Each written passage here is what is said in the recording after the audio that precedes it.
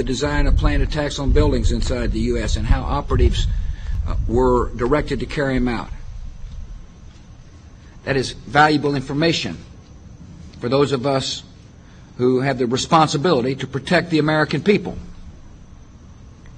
He told us the operatives had been instructed to ensure that the explosives went off at a point that was high enough to prevent people trapped above from escaping.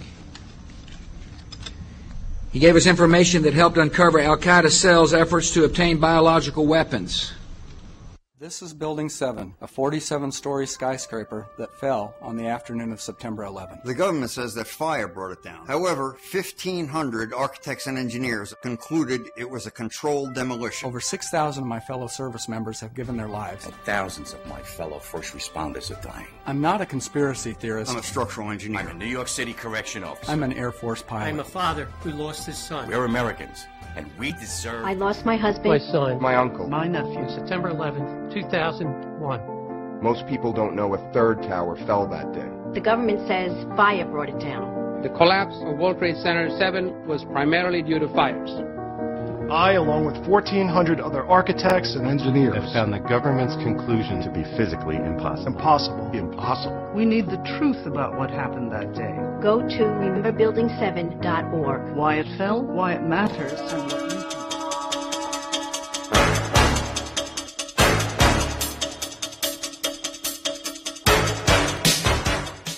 And with no DNA evidence. How could Muhammad Atta's passport survive the fireball explosion that supposedly cremated him, fly out of his pocket, fly out of the incinerated plane, flutter to the ground into 2 feet of debris, and end up in readable condition in the hands of investigators, all within 48 hours? Why did 19 Muslim men even need passports on domestic flights? How were passports found but not the plane's voice recorders? Why did the hijackers need passports they would never use again after their suicide flights? And why were the 19 accused Muslims not under surveillance on 911 if they were so easy to identify? The suitcase of accused ringleader Muhammad Atta was never loaded onto the hijacked plane and conveniently fell right into the hands of investigators. It was jam-packed with incriminating evidence, including a Quran, a how to fly a commercial airplane video, and a fuel consumption indicator. Why would a hijacker about to die on a suicide mission pack a suitcase? It seems Muhammad Atta was a very forgetful ringleader who carried around a lot of Quran holy books. He reportedly forgot one Quran in a Florida strip club, another in a rental car, and still another one in his lost suitcase at the airport. More incriminating evidence of flight manuals written in Arabic were found within hours of the attacks in parked rental cars at the airports. Why didn't the terrorists take a taxi to the airport? Can they be that smart and that stupid at the same time? The conspicuous trail of planted evidence continued 3 weeks after the 911 attacks, when anthrax letters killed 5 people and were clearly worded to throw the blame on Muslims. Death to America, death to Israel, Allah is great. It has since been proven that the anthrax came from a U.S. Army lab and was never mailed by Muslims. Were the 19 Muslims accused of the hijacking set up as patsies and framed? If so, who set them up? Right after the attacks, CNN deceptively and repeatedly showed an airport security video of Muhammad Atta. CNN neglected to tell viewers that the video showed Muhammad Atta boarding a plane at Portland, Maine, not the hijacked plane. There are no airport security videos of any of the 19 accused Muslims boarding any of the hijacked planes. Right after the 911 attacks, CNN reported that the U.S. government had a tape recording of Osama bin Laden telling his mother that something big was about to happen and that she wouldn't be seeing him for a while. CNN later acknowledged that the report was false. Osama bin Laden consistently denied being involved in 911 and claimed the Israeli Zionists were behind the attacks. According to Japanese, Chinese, and Indian news reports, Osama bin Laden was killed in Afghanistan in the fall of 2001 and was buried in an unmarked grave by his own men.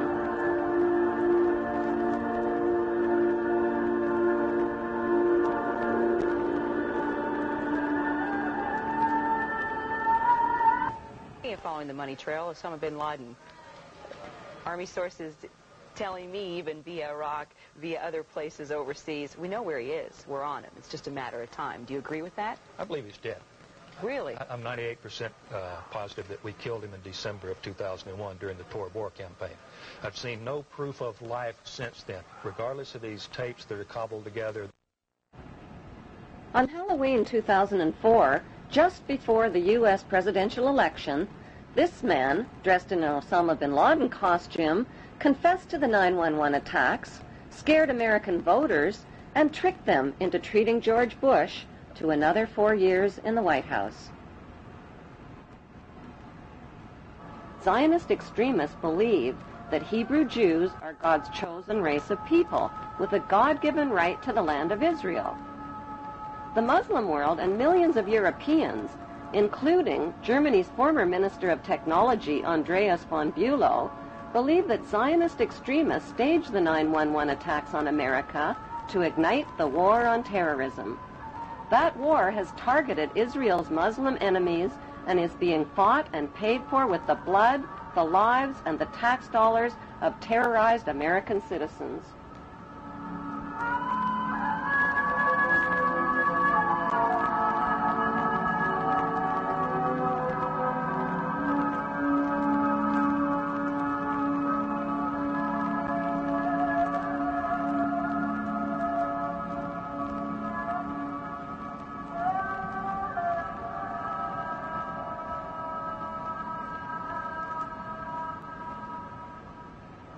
Half the world believes that 9/11 was a conspiracy carried out by Islamic Muslim extremists with financing from Muslim charities.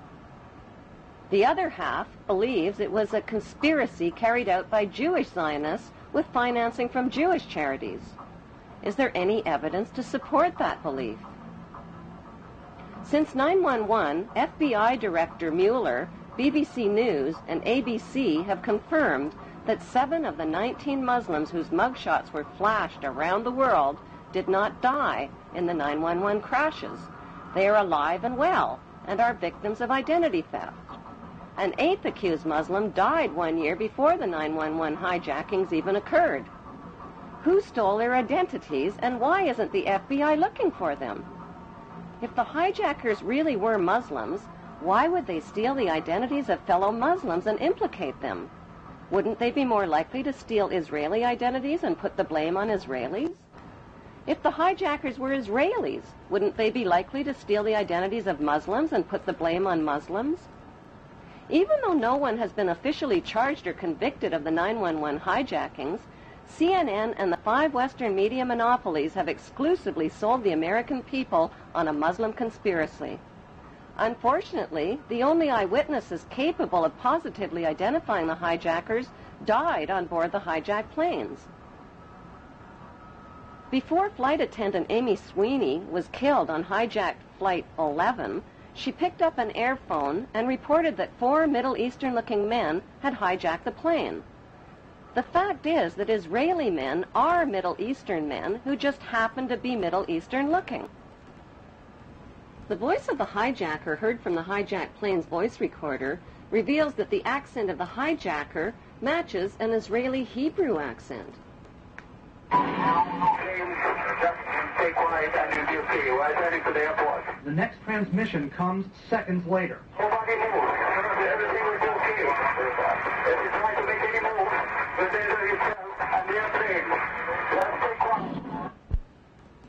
After 9/11, 1,000 Middle Eastern-looking Muslim men were swept into U.S. custody, but the media kept quiet about 60 Middle Eastern-looking Israeli men who were also taken into custody and held under great secrecy. On December 11th, Carl Cameron of Fox News ran the first of a 4-part series about a group of Israelis who were among the 9/11 suspects. These detained Israelis failed polygraph tests about their surveillance activities against the U.S. and were caught videotaping the 9/11 attacks from different angles. Fox News also reported that the evidence linking these Israelis to 9/11 was classified, but a leaked 61-page report from the U.S. government's Drug Enforcement Agency revealed that another 120 Israelis posing as artists were also rounded up right after 9/11. Carrying counterfeit visas and green cards, the Israelis admitted that they served in the Israeli army in explosives, electronic, and military intelligence units. Did Middle Eastern-looking Israelis who were detained as suspects after 9/11 steal the identities of the accused Muslims? The leaked DEA report revealed that Israelis with Israeli military backgrounds had posed as artists and lived on Sheridan Street in Hollywood, Florida, just down the street from Mohammed Atta and 3 other accused Muslims. On August 18th, 1 month before the 9/11 attacks, a New York Times article by reporter Sheila K. Dewan described a group of 4 foreign artists who smuggled their way into the World Trade Center just months before 9/11. The artists occupied studio space free of charge on the 91st floor with 14 other artists and claimed to be writing a book called The Bee Thing. They also claimed that they constructed a temporary balcony on the 91st floor as a prank. Somehow, these so-called artist pranksters escaped the attention of the World Trade Center's heavy security companies. George W. Bush's brother, Marvin Bush, just happened to be the director of Securicom, which provided electronic security for the World Trade Center. By some mysterious coincidence, Marvin Bush's company also provided electronic security for 911's United Airlines and 911's Dulles Airport. So what were 18 foreign artists really doing living free of charge in one of the world's most expensive rental spaces?